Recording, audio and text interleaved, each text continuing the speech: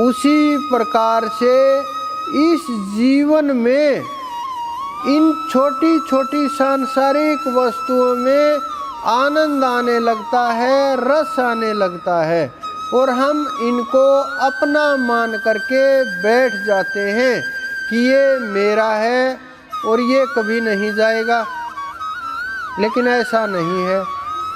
जो कल किसी और का था आज आपका है, आपके जाने के बाद किसी और का होगा। क्या आप कुछ भी साथ ले जा सकते हो? और जो चीज़ें साथ ले जा सकते हो, क्या आपने वो तैयारियां कर ली? क्या आपने वो संचय कर लिया? क्या आपने उसको पा लिया? जब आप उसको प्राप्त कर लोगे, खोज लोगे, फिर आपको ये मृत्यु का डर नहीं रहेगा। मन शांत हो जाएगा कि जब मर्जी चला जाएंगे, हमारे पेपर पूरे हो चुके हैं। हमें न किसी बात का भय है, न किसी बात का संकोच है, न किसी बात का पछतावा है। मन के अंदर जब इतनी मजबूत स्थिति हो जाएगी कि हम तो इंतज़ार में हैं, जब मर्जी ले जाए, हमारा यहाँ जितना भी काम था पूरा हो चुका है। वो स्थिति प्राप्ति के बाद जब आती है, वो अलग ही खेल शुरू हो जाता है। वो लड़का मैंने बताया, उन्होंने पूछा कि जी मैं मरते समय दुखी तो नहीं हो जाऊंगा।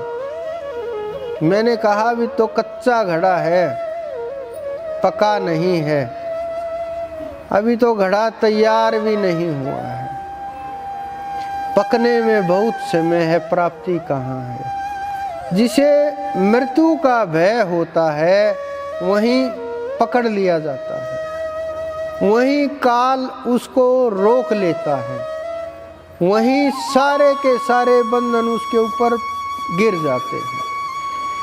जिस प्रकार से 2-4 वृक्ष इकट्ठे लगाओगे आप, तो वो आपस में इतने जुड़ जाते हैं, चारों तरफ के तने और शाखाएं इतने घुल मिल जाते हैं, आपस में चिपक जाते हैं कि वो काटोगे तब भी बड़ा मुश्किल से अलग होता है।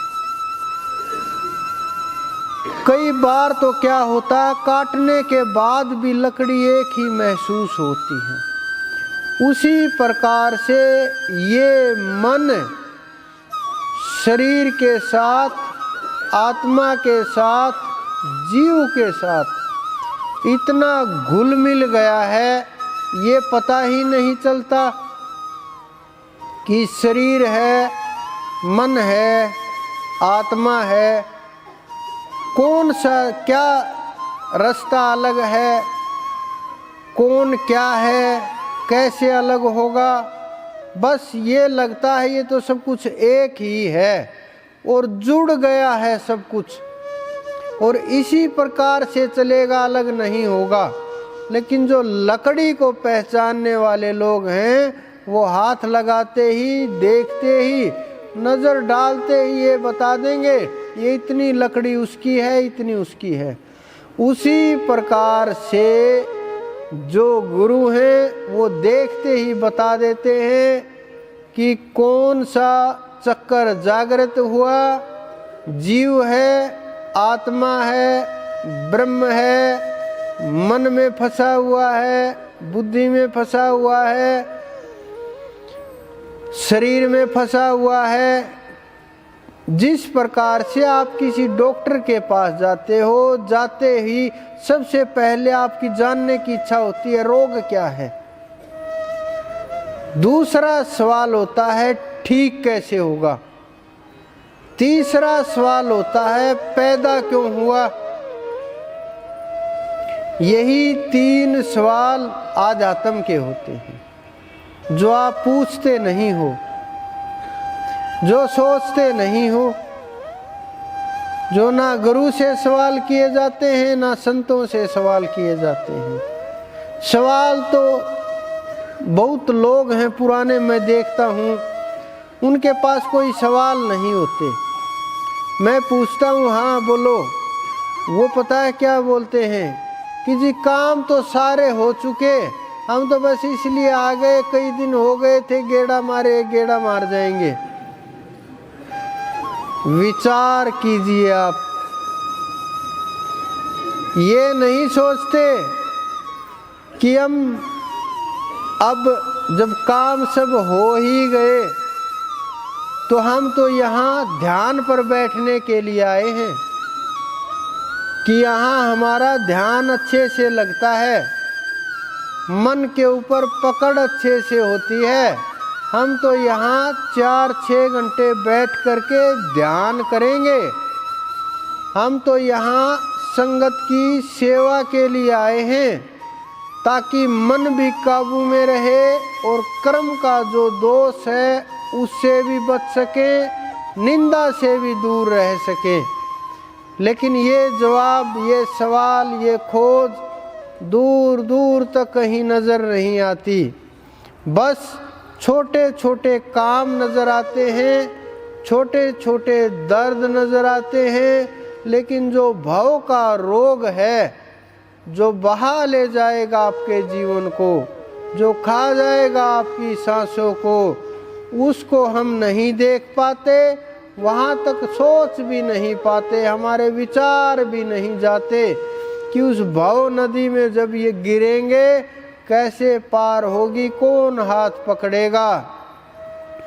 बिना भजन के, बिना गुरु के कहीं कहीं माथा पटक लो, आप कितना भी हाथ पैर मार लो, हासिल नहीं होगा, क्योंकि और कोई रास्ता ही नहीं है। आप बताइए कोई रास्ता हो तो। मैं सबकी हालत देखता हूँ, कथा करने वालों की भी हालत देखता हूँ, पाठ करने वालों की भी हालत देखता हूँ, ग्रंथ बाँचने वालों की भी हालत देखता हूँ, पाठियों की भी हालत देखता हूँ। मैं क्या देखता हूँ, आप सब लोग ही देखते होंगे, क्योंकि भजन के बिना रास्ता नहीं है। सब संतों ने हमें यही उपदेश दिया है, नानक जी ने भी यही उपदेश दिया है। करीब 974 के करीब उन्होंने शब्द लिखे, भजन लिखे, जो गुरु ग्रंथ साहिब में दर्ज हैं। वो उन्होंने एक एक शब्द को अनेकों बार राम का प्रयोग किया, लेकिन वो राम, उसका वो अर्थ नहीं था। उसका अर्थ आपके अंदर बैठे हुए परमात्मा का था। उन्होंने बहुत 2-3 बार यात्राएं की, अरब की। मैं नहीं बोलता, ये गुरु ग्रंथ साहिब बोल रहा है। उन्होंने पहले ये नहीं था, अब तो वहाँ जा करके निश्चित कर दिया, उसको जाना है, इसको नहीं जाना। लेकिन पहले ये नहीं था। पहले कोई भी जा सकता था, जाते भी थे लोग, लेकिन धीरे धीरे द्वेष भावनाएं बढ़ी, लोगों का ईर्ष्या बढ़नी शुरू हुई, लड़ाई झगड़े शुरू हुए, श्रेष्ठता का अहंकार शुरू हुआ, अपना और पराया शुरू हुआ। तो ये हर जगह चीज़ें चलने लगी।